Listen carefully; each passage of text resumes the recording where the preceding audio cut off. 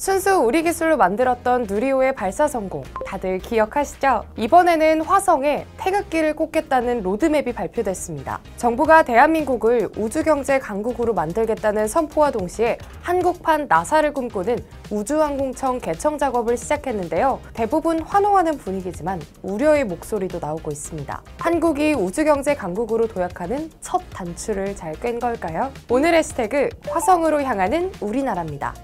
윤석열 대통령이 우주경제 로드맵을 발표하면서 핵심 국정과제 중 하나였던 우주항공청 설립에 첫 발을 뗐습니다. 이 로드맵엔 5년 내 독자 발사체 엔진 개발을 시작으로 2031년 달 착륙과 채굴, 광복 100주년인 2045년에는 화성 착륙까지 이렇게 한국을 우주경제 강국으로 만들겠다는 단계별 계획이 담겨 있는데요. 윤석열 대통령이 직접 위원장을 자처할 만큼 산업 육성에 대한 의지를 보였습니다.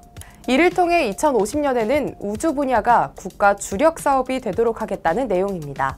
우주경제 로드맵을 이끌 우주항공청도 개청 작업을 시작했습니다. 과기정통부가 추진단을 맡았고 내년 개청을 목표로 올해 우주항공청 설립을 위한 특별법 입법 예고 후에 관계 부처와의 협업으로 내년 1분기에 특별법을 국회에 제출합니다.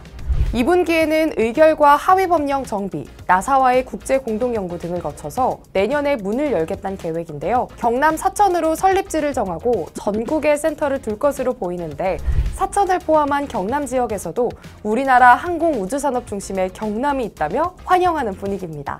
하지만 전문가들은 우려의 목소리를 내고 있습니다. 일개 외청으로는 10개가 넘는 정부 부처의 미래 수요를 따라갈 수 없다는 얘긴데요. 국가 차원의 우주 개발을 전담하기 위해서는 다양한 분야와 글로벌 협력이 필수인 만큼 과기정통부 산하 조직이 아닌 별도의 독립기구 또는 부처급 기구가 돼야 한다고 주장하고 있습니다. 실제로 미 항공우주국 나사를 비롯해 유럽과 러시아, 인도, 일본 등 주요국 우주기관은 독립기구인 곳이 많습니다. 독립기구일수록 인력과 예산이 자유롭기 때문에 빠르고 효율적인 집행이 가능하기 때문이죠.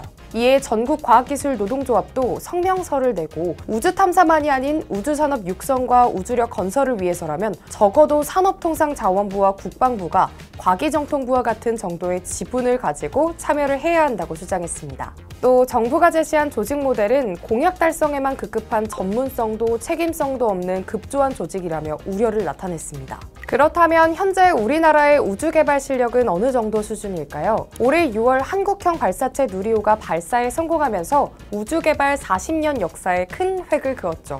우주 선진국들과 비교하면 아직 걸음마 수준이라는 게 전문가들의 의견입니다. 누리호는 1.5톤의 위성을 600에서 800km 저궤도에 투입할 수 있는 성능인 것에 비해서 일론 머스크가 이끄는 스페이스X의 팰컨 헤비는 저궤도에 64톤, 정지궤도에 27톤을 투입할 수 있을 만큼 어마어마한 성능 차이가 납니다. 단적으로 우리나라 최초 달 탐사선 다누리호도 누리호가 아닌 스페이스X에 실려 날아간 것을 보면 우리의 우주기술 위상이 어느 수준에 위치해 있는지 알 수 있죠. 우주개발 사업 예산 역시 미국 나사의 2%, 일본의 20% 선에 지나지 않을 만큼 아직 취약한 점이 많고 가야 할 길도 멀게만 느껴집니다. 우주산업은 국가안보는 물론 수학과 물리학 등의 기초학문부터 인공지능, 통신, 기계 등 산업 분야까지 미치는 영향력이 상당합니다. 전 세계적으로 우주의 경제적 가치를 발견하는 뉴스페이스 시대를 맞고 있는 만큼 미래 산업에서 뒤처지지 않기 위해 치밀한 전략과 발빠른 실행력이 어느 때보다 필요한 시점입니다. 다행히도 우리나라는 IT, 반도체 분야에서 기술적인 우위를 가지고 있기 때문에 우주 개발로 접목만 잘 시킨다면 우리나라가 우주 강국이 되는 게 현실이 될지도 모르겠습니다. 누리호, 다누리, 아르테미스 등 연이은 우주를 향한 도전으로 우주에 대한 관심도 높아지고 있는 지금. 우주 경제를 향한 첫 단추를 잘 꿰어서 우주로 향하는 글로벌 추세를 선도할 수 있길 기대해 봅니다. 오늘 우주 얘기 재밌으셨나요? 제가 준비한 얘기는 여기까지입니다. 다음 시간에 봐요. 안녕!